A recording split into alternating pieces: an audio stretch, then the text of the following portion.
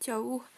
Mul oli Fifi butiigiga üks pildistamine mõni aeg tagasi ja ma alasti pildistamine ja ma sain need pildid kätte nüüd ja, ja siis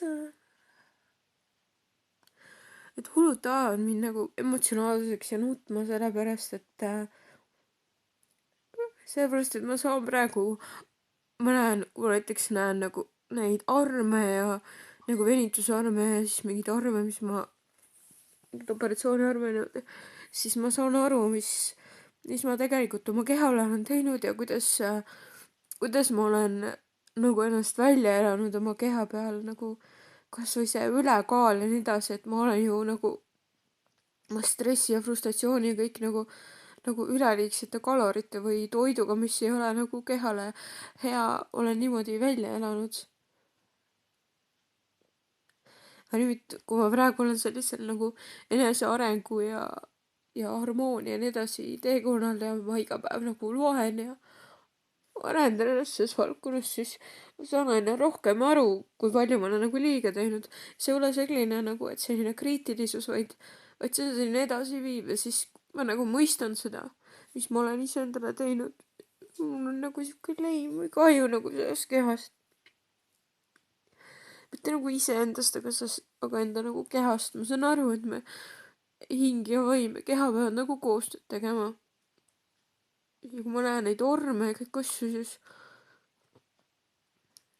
seda on nagu valus vaadata, selline tunne, nagu sa vaataksid teist inimest. et sa vaataksid nagu teist inimest kõrvalt. täiesti haige. ma tean, see oli nii kummaline praegu võib-olla teile kuidagi kõlada, aga see pildistamine, tead, ma nädal aega enne nagu muretsesin selle pärast, et et pesus pilte on üks asi teha ja siis pesus sul on võimalik ka palju asju nagu nii-öelda varjata ja nii edasi, aga alasti ju sa oledki sina ja nii edasi. See oli nii naljakas, see päev oli kohutavalt kiire, ma käisin see Tallinnas, eks ole, ma käisin perearsti juures oma tegelikult terve see päev kõik oli nii crazy, ma ei saa sellest isegi rääkida, ühesõnaga käisin muuhulgas nagu tervisetõendid, asju, see oli, ma lihtsalt jooksin igale poole. üks armas inimene aitas mind nagu et kõik need asjad nagu nii-öelda tööle saaksid, blablabla, ma olin magamata ja siis läksime fotograafi Kerli juurde, tema nagu koju. et see on nagu selline hubasem kui näiteks a la mingisugune hotellituba või mida iganes sihuke. ja kõik selline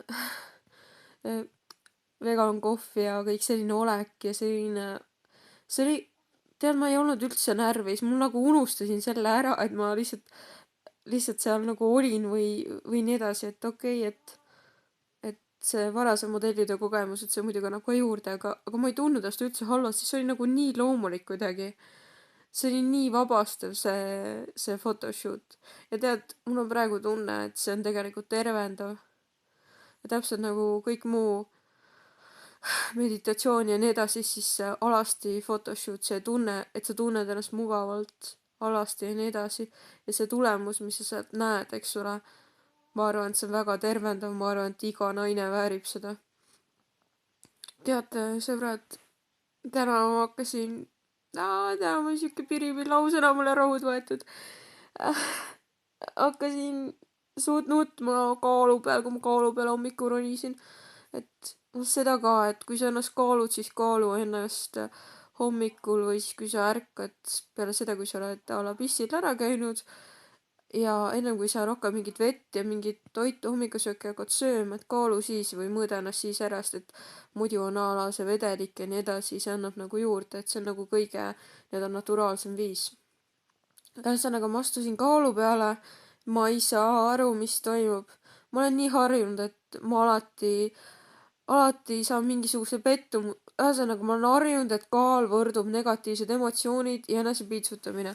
tead, ma istusin siinsamas selles bossi tugitoolis just enne kui ma hakkasin ennast kaaluma. ma mõtlesin selle peale, et kurat, ma olen ikka nii pekine, et nagu, et mul nii palju tuleb pähe neid siukseid kriitilised mõtted, et jaa, et ma söön tervislikult ja niimoodi, aga mul on nüüd tunne, et eile ma tundsin nagu, et mul oli hästi külm, et ma hakkan nagu haigeks jääma, siis ma nagu trenni ei teinud, ei teinud jõusaali, ei teinud kardio, mitte midagi, tulin siia, hakkasin raamatut lugema ja siis kamina ees ja nii edasi, tegelesin muude asjadega. ja ma olin täiesti kindel, et nii, nüüd ma olen juurde võtnud või mul on see kaalulangus nagu seisab. Ühesõnaga ma astusin kaalu peale ja ma läksin suhteliselt endast välja, sellepärast et tuleb välja, et ma olen 6 kilo alla võtnud. ja seda on kuu aega ja seda isegi mu kallis lähedane armas inimene ütles mulle, et seda on isegi juba natuke liiga palju. et aga see on, tead miks see nii veider on? sellepärast, et ma ei ole näljutanud ennast, ma söön niimoodi, mul on kõht täis. ma olen oma toitumist nagu väga palju muutnud, aga selles mõttes, et see ei ole nagu piirav. võib-olla see reiki ja siis see Tiibeti meditsiin ja see hästi palju see enesearendamine ja lugemine, et ma usun, et see peastöö on praegu olnud nagu selline, mis võtab nagu palju energiat, mis nagu ja looduses viibimine, see on see nagu, mis on kõige suurem muutus, mitte nii väga see, mis sa suust sisse ajad. et see söömine tuleb kuidagi nagu nii loomulikult. aga tead, kui sa oled kogu aeg harjunud, et kui sa astud kaalule, siis sa oled nagu pettunud selles, siis see on nii veider. ma saan aru, väga paljud inimesed ei saa sellest aru ja see tundub veider ja võta ennast kokku või nii. aga päriselt, mis toimub?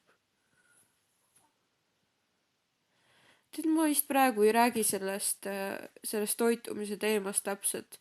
et ootame veel, ma arvan, et see 10 kilo vaikselt tuleb ära. ja see on nagu nõme tegelikult, et hästi külm on kogu aeg, et see, vaat praegu nagu õues külmemaks ka läinud, ma räägin läbi nina, see on nina tatine. et ju siis see nagu harjub nii edasi, et ma arvan, ma lähen otsin oma suusapüksid üles, mul on fucking külm nagu. Sorry.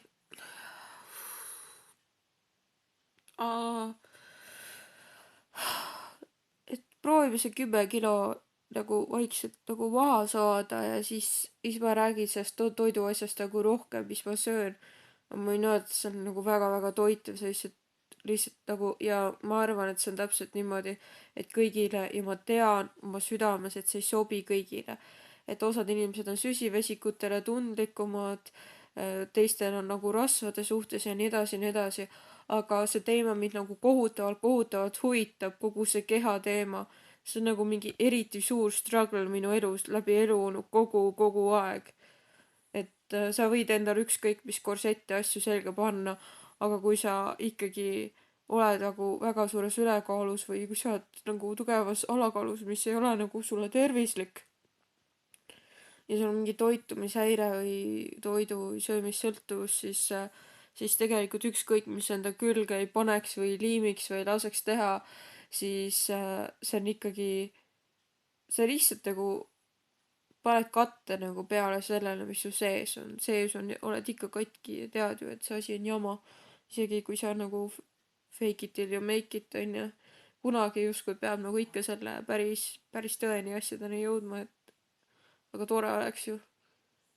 aga see lihtsalt nagu tuleb nii valulikult, kõik see nagu see harmoonia ja värkide saavutamine. ega ma ise küll ei näe, et ma oleks alla võtnud. mulle on öeldud, et nagu Talja paistab peenem ja nii, aga mina ei tea. tead, ega ausalt öeldes vahet ei olegi, ma lihtsalt tahaks, et lihtsalt saaks tervislikumasse nagu ja ma tuleks just hästi ja nii edasi, et eks ma tule ka, mulle nagu kuidagi kergem olla ja siukseid mingit siukest võhma ja kõike nagu rohkem. piripill. teate, sõbrad, vaadake, kui palju tedretähte mul on. ei ole mingit võltspäevitust, mitte midagi. ripsudega olen homme hooldusesse, aga tühiksed ripsmed ja värki ja issand jumal. kas sellist powerlifting barbit te tahtsitegi siis või? tahtsite või? oodata, see on suht ükskõik, mida keegi kuskilt tahab. ma lihtsalt kõik see ära kolib ja nii edasi ja kõik see loodus ja värgid nagu, ma ei tea. ma praegu õpin seda iseennast päriselt tundma. see on väga hea. tervitused siis Fifile. tervitused teile, sõbrad. ma saadan teile palju armastust ja ma loodan, et paljud teist on ka sellisel teekonnal või mõtlevad selle teekonna peale, selle harmoonia leidmise peale, kes seda ei ole leidnud ja nüüd tuleb õue minna ennast liigutada. olgu, tšau.